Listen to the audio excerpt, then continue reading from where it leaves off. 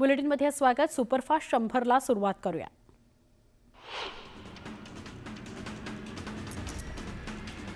मुंबईमध्ये मध्य आणि हार्बर रेल्वे मार्गावर देखभाल दुरुस्ती आणि इतर तांत्रिक कामांकरता आज मेगा ब्लॉक घेण्यात येणार आहे।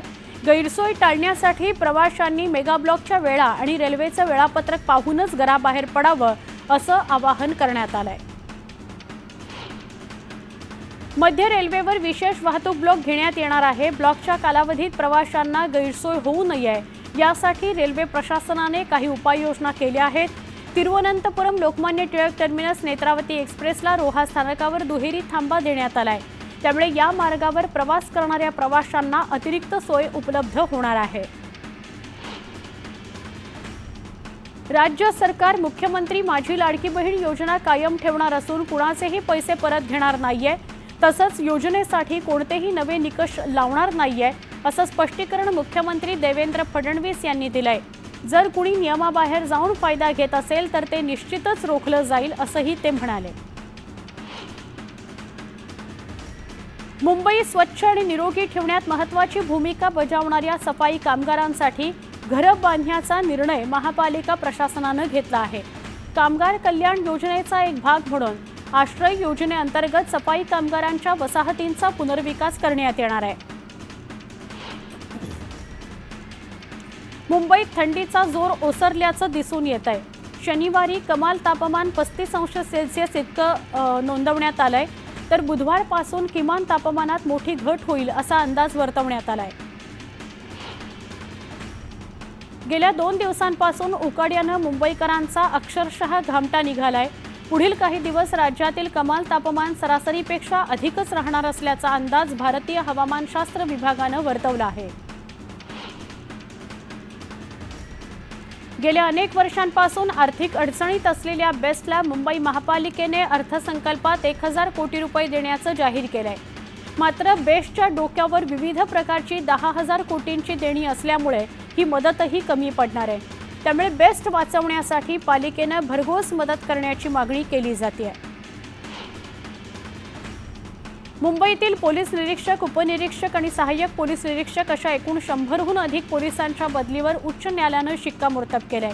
न्यायालयाच्या निकालामुळे हे सगळे अधिकारी बदली झालेल्या ठिकाणी रुजू होतील। त्यामुळे मुंबईत वरिष्ठ पोलिसांचा तुटवडा होण्याची आणि प्रशासनावर ताण येण्याची चिन्ह आहेत। मरीन ड्राईव्ह ते वांद्रे वरळी सीलिंग पर्यंतचा विस्तार झालेल्या मुंबई सागरी किनारा मार्गाचे सगळे टप्पे खुले करण्यात आले आहेत। वाहन चालकांसाठी सध्या हा मार्ग सकाळी 7 ते रात्री 12 असा खुला केला 17 तास खुला आहे। त्याला वाहन चालकांकडून पसंती मिळते। त्यामुळे हा मार्ग एप्रिल नंतर 24 तास खुला ठेवण्याचा विचार मुंबई महापालिका करते आहे। देवनार डम्पिंग ग्राउंडवर कचऱ्यापासून वीज निर्मितीच्या रखडलेल्या प्रकल्पाचं काम अंतिम टप्प्यात आलंय। येत्या 8 महिन्यांमध्ये पहिल्या टप्प्यातील हा प्रकल्प पूर्ण होणार आहे। त्यामुळे ऑक्टोबरपासून 7 मेगावॅट वीज उपलब्ध होणार आहे। पुणेकरांनी पाणी जपून वापरण्याच्या सूचना जलसंपत्ती नियामक प्राधिकरणाने दिल्या आहेत। शहरातील पाणी वापर वाढल्याचं प्राधिकरणाने नमूद केलंय। त्यामुळे आता महापालिका प्रशासनाकडून या संदर्भात तयारी सुरू करण्यात आलेली आहे।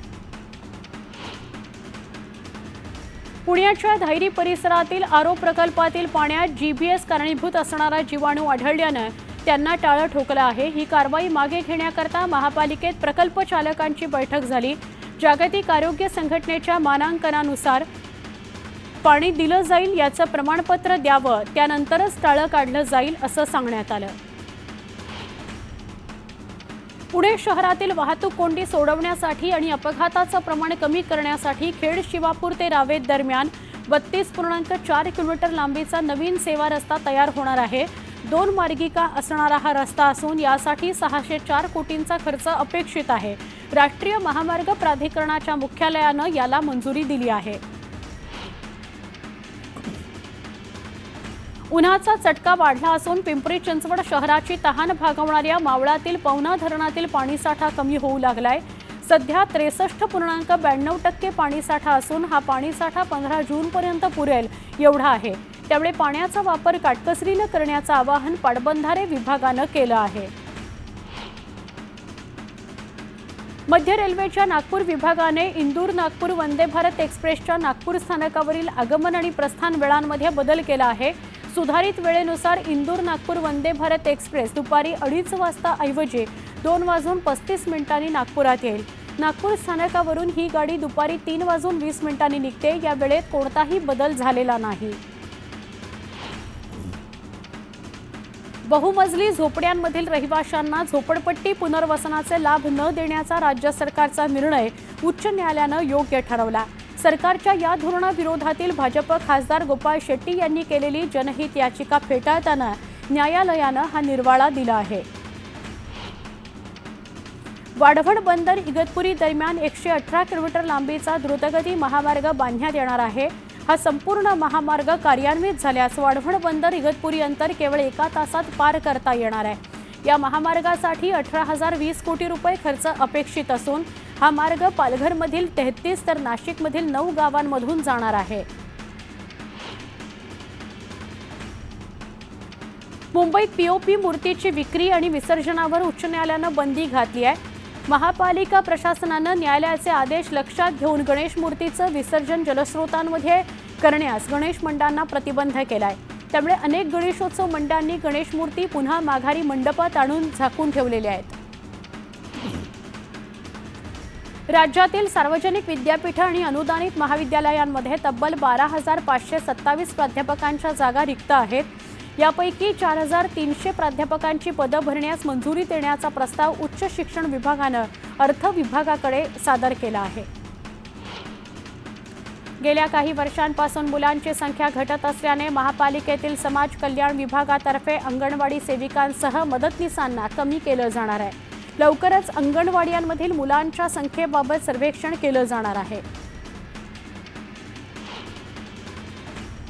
काही महिन्यांपूर्वी पुरवठादारांनी रुग्णालयांना बनावट औषधं पुरवल्याचं आढळल्याच्या पार्श्वभूमीवर सार्वजनिक आरोग्य विभागाने कठोर पावलं उचलण्यास सुरुवात केली आहे।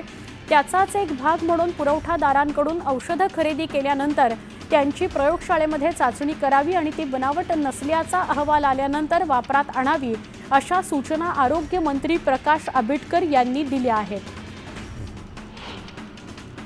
मुंबई महानगरपालिकेच्या अखत्यारीतील उपनगरीय रुग्णालयाच्या अतिदक्षता विभागाची जबाबदारी पुन्हा एकदा खासगी संस्थांना देण्याचा निर्णय महापालिकेने केला आहे।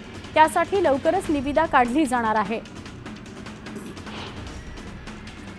वैद्यकीय शिक्षण आणि संशोधन संचालनालय केंद्राच्या अर्थसंकल्पात निर्मला सीतारामन यांनी पालकांना दिलासा देणारं निवेदन केलं आहे।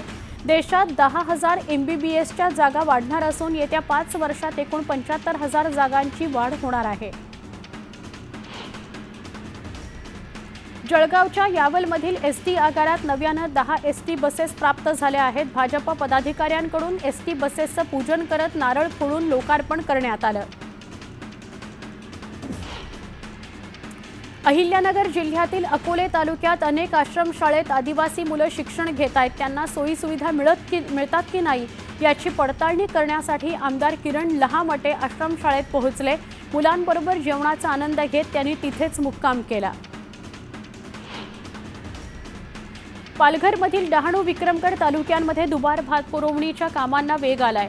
पालघरमधील 3ही तालुक्यांमध्ये कालव्यांमार्फत सूर्य प्रकल्पाच्या धामणी आणि कवडास या 2 धरणांमधून शेतीसाठी पाणी पुरवठा केला जातो। पालघरमध्ये शिवसेनेने प्रसूतीनंतर मयत झालेल्या मातेच्या बाळाला दत्तक घेतलं। बाळाचं पुढचं संगोपन शिवसेनेकडून करण्यात येणार आहे। रत्नागिरीत एका मालवाहतूक बोलेरो गाडीने पार्किंगमध्ये उभ्या असलेल्या दुचाकीला धडक दिली। अपघातात दुचाकीचं प्रचंड नुकसान झालं आहे। शिर्डीतील आंतरराष्ट्रीय सहकार परिषदेचा आजचा दुसरा दिवस देशविदेशातील सदस्य परिषदेला उपस्थित राहिले असून परिषदेला आलेल्या विदेशी पाहुण्यांनी खेळलेल्या फुगडीनं सगळ्यांचं लक्ष वेधून घेतलं। वसंतदादा शेतकरी सहकारी साखर कारखाना निवडणुकीत उमेदवारी अर्ज दाखल करण्याच्या अंतिम दिवशी 21 जागांकरता 144 उमेदवारी अर्ज दाखल झाले। यामध्ये खासदार विशाल पाटील, हर्षवर्धन पाटील, बजरंग पाटील, प्रवीण पाटील यांच्यासह आजी माजी संचालकांचा समावेश आहे। दरम्यान दाखल झालेल्या अर्जांची छाननी सोमवारी होणार आहे। झाराप 0 पॉइंट इथं पर्यटकांना मारहाणीची घटना घडली। चहाच्या टपरीवर घडलेल्या प्रकरणातील दोषींवर पोलीस प्रशासनानं कडक कारवाई करावी अशी मागणी सिंधुदुर्ग जिल्हा हॉटेल चालक मालक संघटनेनं केली आहे। नैसर्गिक आपत्तीमुळे बाधित झालेल्या राज्यातील 5,39,000 शेतकऱ्यांना सरकारकडून मदत करण्यात आली। त्यामध्ये सांगली जिल्ह्यातील 1,787 लाभार्थ्यांना 1,77,44,000ची मदत त्यांच्या बँक खात्यात वर्ग करण्यात आली। आंगणेवाडी यात्रेसाठी 2 स्पेशल ट्रेन चालवण्याचा निर्णय मध्य रेल्वेनं घेतला। यात्रेसाठी कोकणात जाणाऱ्या चाकरमान्यांची गर्दी लक्षात घेता हा निर्णय घेण्यात आला। या स्पेशल गाड्यांमध्ये सामान्य द्वितीय श्रेणीचे डबे अनारक्षित कोच म्हणून चालवले जाणार आहेत। विशाळगड आणि विशाळगडाच्या पायथ्याशी असलेलं अतिक्रमण काढून टाकण्याचे आदेश राज्य सरकारनं दिले आहेत। गडावरील अतिक्रमण तोडण्याचे आदेश कोर्टानं दिले होते, पण कारवाई थांबल्यानं सरकारनं हे आदेश दिले आहेत। राज्यातील साखर कारखान्यांचा ऊस गळीत हंगाम यंदा उशिरा सुरू झाला। ऊसाची कमतरता असल्यानं आता साखर कारखाने देखील लवकर बंद होऊ लागले आहेत। चालू हंगामामध्ये आतापर्यंत सुमारे 61 लाख मेट्रिक टन साखर उत्पादन झालं असून राज्यातील 14 कारखान्यांनी आपली धुराडी बंद केली आहेत। गोंदियातल्या सालेकसा तालुक्यातील कचरागड यात्रेला सोमवारपासून सुरुवात होणार आहे। या यात्रेत देशभरातून लाखोंच्या संख्येनं आदिवासी बांधव सहभागी होत असतात। यांच्या सोयीसाठी गोंदियात बस आगाराकडून 15 बसेसची सोय करण्यात आलेली आहे। बालविवाह रोखण्याकरता जळगावच्या उत्राण ग्रामपंचायतीनं अनोखा उपक्रम ठराव पारित केलाय। गावातील प्रत्येक नववधूसाठी ग्रामपंचायतीतर्फे कन्यादान योजना सुरू करण्यात आली आहे। कन्यादान योजनेतून मुलीच्या लग्नाकरता ग्रामस्थांना 5,000 रुपये देण्यात येणार आहेत। जळगाव जिल्ह्यात गेल्या वर्षभरात महाराष्ट्र ग्रामीण रोजगार हमी योजनेतून फळबाग लागवडीला प्रोत्साहन दिलं जात आहे। आतापर्यंत 1,453 हेक्टरपेक्षा अधिक क्षेत्रावर फळ लागवड करण्यात आलेली आहे। जळगावात एका पोलीस कर्मचारी महिलेनं तिच्याच सहकारी 2 महिला पोलीस कर्मचाऱ्यांची 30 लाखांची फसवणूक केली। सोन्यामध्ये गुंतवणूक करून त्यातून अधिकचा नफा मिळवून देण्याचा आमिष देत 30 लाखांना गंडा घालण्यात आला। राज्याचे पाणीपुरवठा मंत्री गुलाबराव पाटील यांच्या जळगाव जिल्ह्यात जलजीवन मिशन योजना संकटात सापडल्याचं दिसतंय। 4 वर्षात केवळ 294 योजनाच पूर्ण होऊ शकल्या। चिपळूणमधील एसटी आगाराचं काम गेल्या 10 वर्षांपासून रखडलेलं आहे। आतापर्यंत 2 ठेकेदार काम सोडून पळून गेलेत। प्रशासकीय उदासीनतेमुळे प्रवाशांचे मात्र हाल होत आहेत। राज्यातील बाजार समितीमध्ये मक्याला 2,140 रुपये प्रति क्विंटल इतका दर मिळाला। गेल्या 2 ते 3 दिवसांपासून बाजारात मक्याची आवक मंदावली आहे। दरातही पाहिजे तशी सुधारणा दिसत नसल्यानं मका उत्पादक संकटात सापडले आहेत। नाशिक जिल्ह्यात लाल कांद्याची 31,000 क्विंटलची आवक झाली आहे, तर पोळ कांद्याची 17,000 क्विंटल आवक झाली आहे। लाल कांद्याला लासलगाव बाजारात 2,451 रुपये, येवला बाजारात 2,150 रुपये दर मिळाला आहे। राज्यातील बाजार समितीमध्ये सोयाबीनची 39,435 क्विंटल इतकी आवक झाली, तर सोयाबीनला 3,954 रुपये प्रति क्विंटल इतका दर मिळाला। पलूस आणि वाळवा तालुक्यातील आलं शेती धोक्यात आली आहे। आलं पिकाच्या दरात आजवरचा सगळ्यात निचांकी भाव मिळतोय। आल्याचा आजचा दर अवघा 15 रुपये किलो झाल्यानं शेतकरी हवालदिल झाला आहे। पुण्यात कार चालकाचं नियंत्रण सुटल्यानं अपघात झालाय। पुण्याच्या शुक्रवार पेठेत कार चालकानं 7 ते 8 वाहनांना धडक दिली आहे। सुदैवानं अपघातात कुणीही जखमी झालेलं नाही। दौंड तालुक्यातील यवत पोलीस ठाण्याच्या हद्दीत घरफोडी करणाऱ्या टोळीला जेरबंद करण्यात यवत पोलिसांना यश आलंय।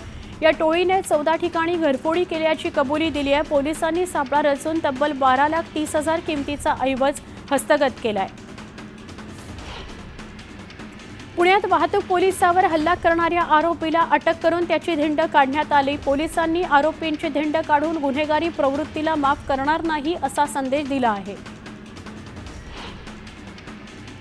धुळ्याच्या शिरपूर शहरातील सिमेंट लोखंडानं भरलेल्या गोडाऊनला भीषण आग लागली। अग्निशमन दलाच्या कर्मचाऱ्यांनी शर्थीचे प्रयत्न करत आग आटोक्यात आणली। पुण्यात वाहतूक पोलिसांवर दगडानं हल्ला करणाऱ्या आरोपीला अटक करण्यात आली आहे। आदिनाथ उर्फ बबलू भागवत मसाळ असं अटक करण्यात आलेल्या आरोपीचं नाव आहे। नागपुरात जनावरांच्या गोठ्याला भीषण आग लागून मोठं नुकसान झालंय। आगीत 13 वासरांचा होरपळून मृत्यू झालाय, 3 गायी जखमी झाल्या।